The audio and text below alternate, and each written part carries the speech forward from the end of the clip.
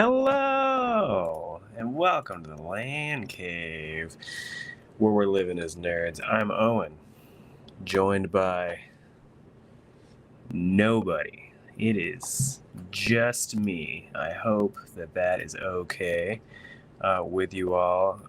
Patrick has some work stuff going on, and as we always know here, it is a thing where we understand that life happens. You know, that's the thing about being like an adult, especially in video games, is that sometimes you gotta work, right? You know, you don't always get to sit around and be nerdy. So I'm gonna be a little nerdy on my own today, and with that also means that the setup, if you're used to the visuals, are going to be different because I don't have all those like sources and how to do that. I'm actually doing this through Restream, which is pretty cool.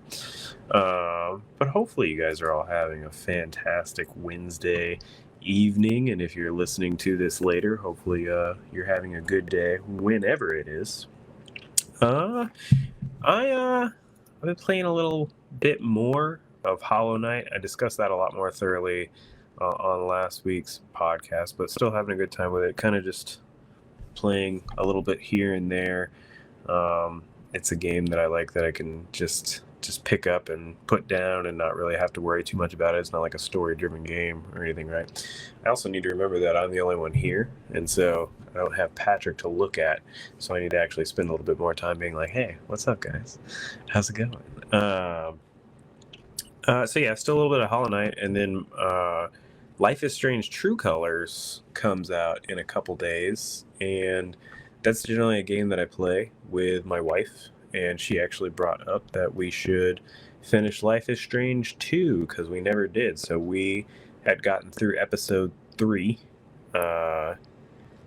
like several years ago. I pulled up our old save. We're not going to start over. We just kind of watched the recap and went from there. But we did did episode 4 the past couple nights, and then hopefully sometime this, over the course of the rest of this week or this weekend, we can finish episode 5. So that'll be cool. Still good. I'm not connecting with it as much as Life is Strange 1 or even Life is Strange Before the Storm, to be honest. I don't know what it is. It's not the vibe I have. I don't have like a strong sibling bond with anyone, and there's that part about it where it's about the two brothers that are kind of on the run from things. But those are the two things I'm working on right now.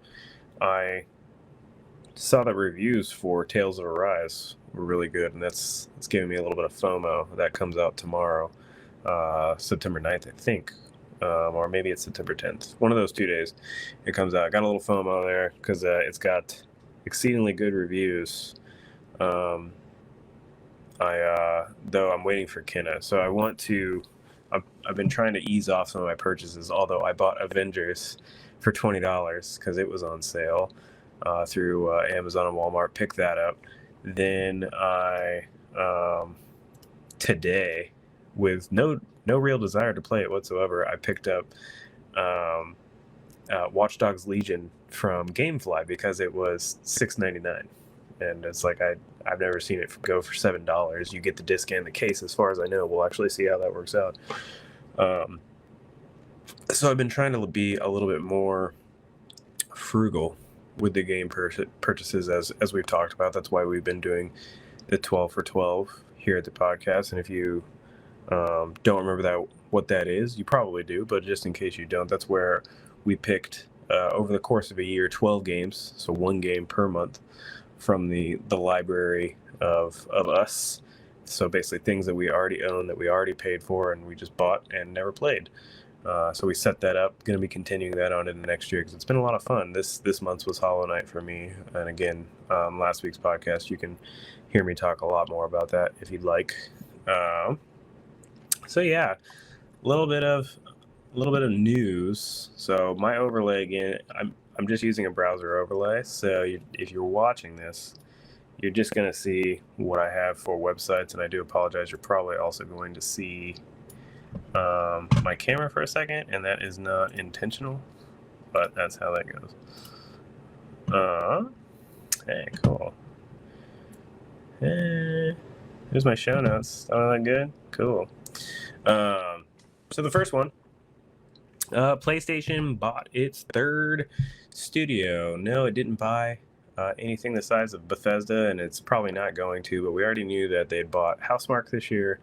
They bought another studio for porting, and so they have now bought their third studio, and that one is Firesprite, which they are former members of Sony Liverpool, which Sony closed down, I think, before they ever even made a game. You can check me on that one. But as far as I remember, they had never even made a game. Sony closed them. Members of that team that got laid off became Firesprite, and then Firesprite still did work with Sony a little bit, but you kind of get the feeling, because they did some work on the Playroom VR for PSVR, and then they also worked on something called The Persistence, which is a horror shooter, as we can see. So I kind of have a feeling that they're kind of gearing up for PSVR 2. They're doing this behind the fact that they have their showcase tomorrow, September 9th, but they actually had already told us that they're not going to be talking about VR at all. But I just kind of have the feeling that we're getting something there. So they're gearing that up. That's going to be cool. Just another studio that Sony's quietly buying. They do it a little bit differently than Xbox. It's not splashy. It's probably a studio that you've never heard of, but it's something where they're just adding slowly a lot of these smaller ones into the fold that fill different roles. You know, they'd already bought Housemarque, which actually does make at least some decently well-known games with the bullet hells, and with this year they made Returnal, which was one of their big titles for the year, and pretty well received after some of the bugs. And then the other one that they had acquired was Nix's, and Nix's is a porting studio, so there's something there. They had formed Team Asobi off of Japan Studios, and that we'll see what comes of that as well. They did Astros and stuff, so we'll see if that's becoming more of like their family developer. You know, that remains to be seen. And so just little studios here and there to fill a role. Now, if they could buy a studio that, say, makes first-person shooters, that'd be nice. I mean, they already technically have one with Sucker Punch, with not Sucker Punch, with Insomniac, with Resistance. SOCOM was a third-person tactical shooter, so there's that. No, I guess Sucker Punch did make Killzone, so they had some first-person shooter action there. So yeah, if there could be a little bit more first-person action, that would be good. Cool. So that's pretty much all I have to say as far as Sony stuff goes. But they have a big 40-minute showcase tomorrow, September 9th. So obviously we're going to be talking more about that next week. I considered not doing the show until tomorrow, but for me also NFL football starts tomorrow, and so I'm going to be busy watching that in the evening. And so I kind of was like, okay, we'll just eat it up, and that will also give Patrick the opportunity to kind of bounce that off. But I'm really excited about that.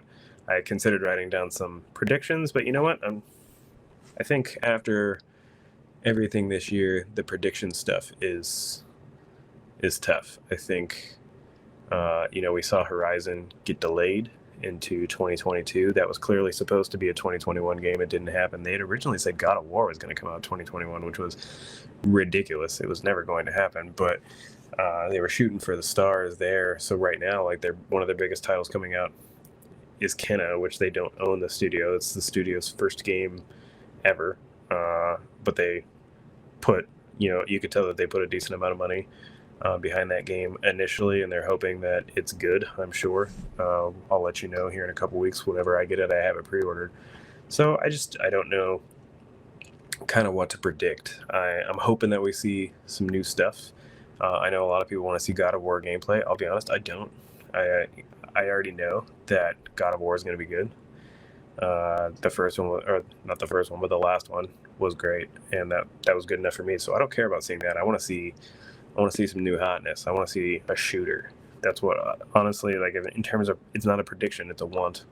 I want a shooter. I want a Sony shooter with a cool story, maybe, or maybe a good multiplayer. I don't know, but hopefully we get something in regards to that.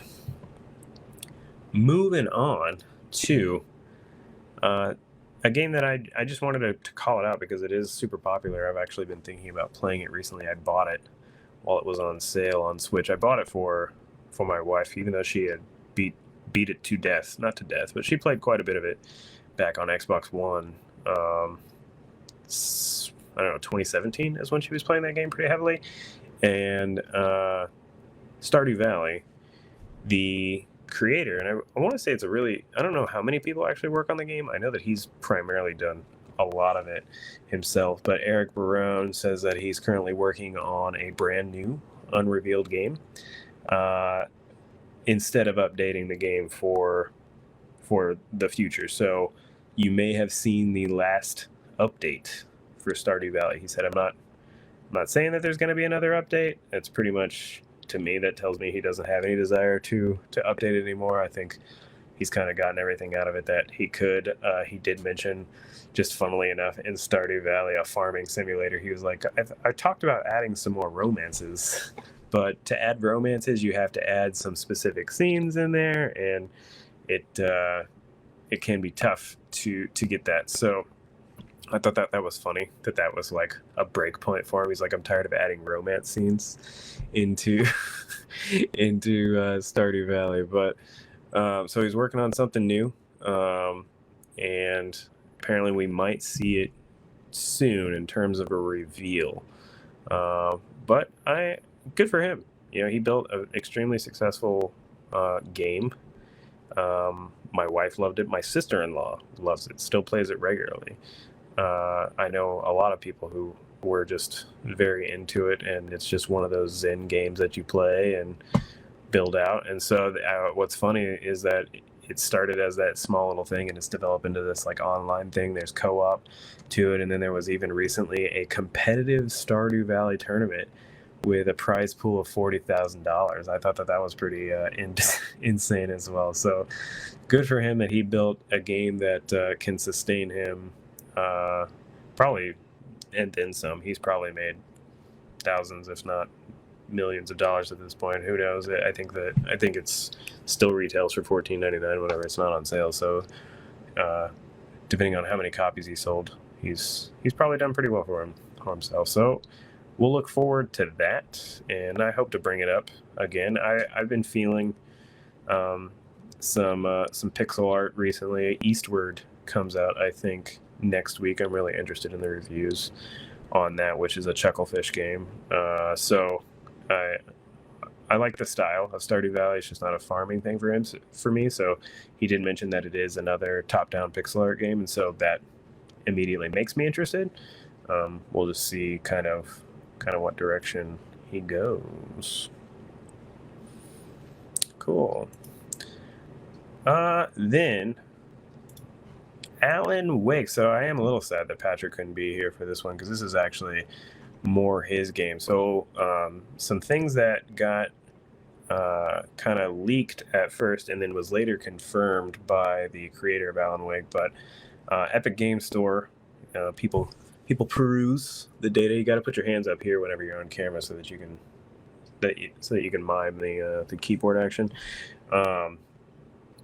They were perusing the back end code. They ran across a few interesting things, one being Final Fantasy VII Remake on Epic Game Store, which I find to be a little fascinating. I'm wondering if Epic paid out money for that, or if they're just wishful thinking. It's a pretty interesting one. Excuse me. As far as the yawn goes. I think that Final Fantasy VII Remake is pretty interesting, only because the theoretical exclusivity ran out earlier this year, and so I expected it to be on Xbox, and it still hasn't. And so I kind of wondered what Sony paid for in terms of exclusivity there, and then I now am going to be wondering if Epic has paid for some exclusivity on the PC side. But this one though actually did get confirmed with Alan Wake Remastered. So let me check. Yeah, October 5th, I believe, is the date. Yes. And so I'm interested in this. Patrick's more interested in this, but I played through Control, which shares a world with it and has a DLC that I have not played. And I kind of wanted to maybe experience Alan Wake before I did that. And so this is an opportunity for me to do that. I think if the remaster can be anything like Control, that'll be cool. Patrick is in the chat saying he's so excited. So yeah, I figured he would be. I don't have any experience with Alan Wake whatsoever. I played Control because it looked awesome and was awesome. Control was a fantastic game that came out, and you probably own it by now. If you haven't, they've given it away for free, I think, just about everywhere. It was free on Epic. It was free on PlayStation, including the PS5 version, which is I have it re-downloaded and want to play again at some point, but it's always a thing of new games versus replayability. So please look forward to it, as they say. This last piece of news that I have, I'm honestly a little hesitant to really talk about because it is kind of a touchy subject. Hey, I even paused it accidentally on the quote there, but there was a company that you probably never heard of, Tripwire, which is a games company. They do have a game on Steam, and the CEO had made a comment in support of a particular law in Texas that you've probably heard about by now. And if you haven't, you can look it up. I'm pretty hesitant to speak too heavily on it, but it is in the gaming industry, and I did find it interesting. But he made some comments in support of this very controversial law, and the thing that stuck out to me when what he said is that he said, as a member of the games community, or as a game developer, I think he said, he wanted to let us know that he's on that side of things, which I think is absolutely his right to do.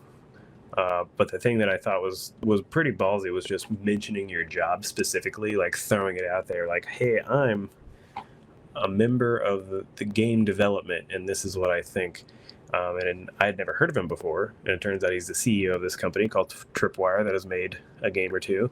And then within 2 days, I think it was, he has now stepped down from his role as CEO. The thing that I thought was most interesting about that is there's people that could get away with supporting controversial stuff like that, right?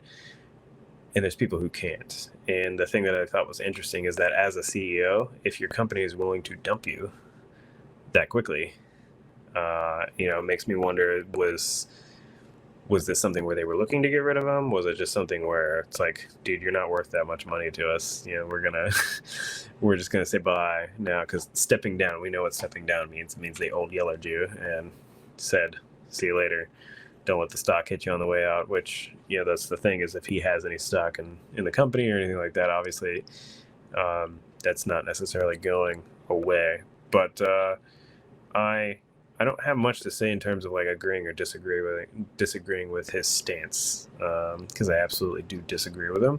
It's just I don't know what that always means in terms of companies kind of going after you or the internet eating you, as it were. I just think that it is a stark reminder that when you're saying things on the internet, you can try and say them as your own, but if you include your job in the statement that you're making, I do believe that your job has every right to be like, well, we don't like you, or we stand behind you. I think that those are pretty much the two options that happen here, and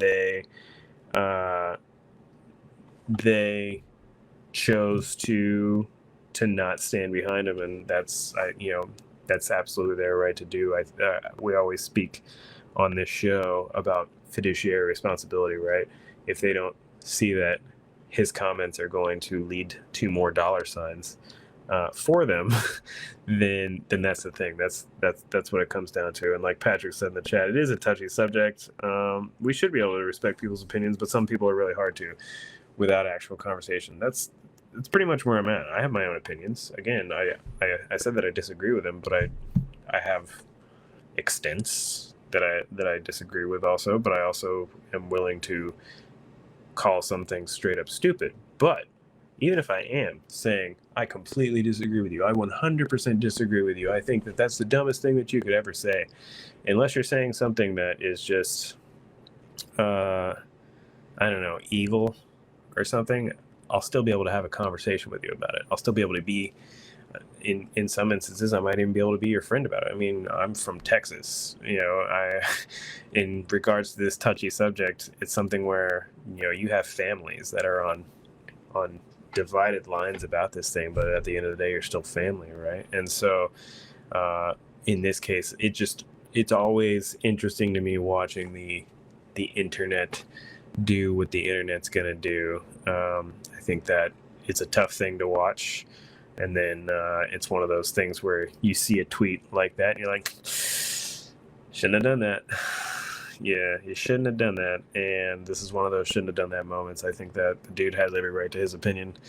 I think that you just don't include your job into the mix. I don't really like ending on that kind of note, though, and I wish that I had reordered the stories or got a happier story to end with, but I will say it's starting to ramp up, right? I considered listing some games out for the end of the year since I was by myself to kind of extend this out. I'm feeling pretty good about myself for the fact that I've made it 22 minutes just talking to myself and talking to you lovely people out there. Patrick, you're beautiful. Thank you for stopping by and throwing a little chat support my way. I appreciate that. So I think that we'll do some kind of fall or winter preview, or maybe we'll see what comes up as a result of the PlayStation Showcase. I'm actually going to go back to the one here, since you guys don't need to just look at my chat. And oh, by the way, Patrick, since you're here, if you're streaming in Restream, you can actually see the chat room in the Restream website. So that's cool. Good information to know, and you're welcome to cut this later if you would like. But I'm excited for Kenna coming out. I really want to play Tales of Arise now, so I've got some FOMO there. If you are picking up Tales of Arise, please feel free to @me over on the LANCave, or if you're friends with me personally, you can feel free to @me there as well, just because I want to know, are you liking it? Are you enjoying it? What are you playing for September? We're starting to get into it. It's been a little bit of a slow year. COVID really knocked the wind from gaming sales a little bit, but I think we're starting to get strong. I was looking at what I have for the rest of the year that I absolutely intend to buy. Kenna is on there. I'm really interested in reviews for Deathloop. I want to see how that reviews before I pick it up, but I was interested in it, especially because it's going to be one of Bethesda's last games to come out on PlayStation, so that's always interesting. It is a PlayStation exclusive, which is still hilarious that they didn't just buy out that contract somehow, but I guess Sony could have just been like, no, you can't buy out the contract, sorry. COD I'm probably not buying this year just because I think I'm going to be into some other things. Pokemon Pearl and Diamond remakes, that's going to be good. Halo Infinite in December, so maybe that'll be something for next week, depending on if Patrick's done his 12 for 12 or not. But maybe we list out the rest of our year, kind of map out what we're going to be playing, including our 12 for 12 stuff. Just kind of throw it all out there, talk some games, but then also we're going to be talking PlayStation state of play, or whatever they're calling it. I think they're calling it a showcase this time, so that's how you know it's something bigger. It's not just a state of play, it's a showcase. That's tomorrow, I believe 1 p.m. Pacific if you're watching this live. So we'll definitely be taking notes on that and talking about that next week. Until then, if you stop by, I really appreciate it. But please feel free to, not just feel free, no, don't feel free. I want you to do it. I want you to go to youtube.com/TheLanCave. I want you to subscribe. I want you to go to facebook.com/TheLanCave. I want you to hit that follow button, hit that like, that little thumbs up icon.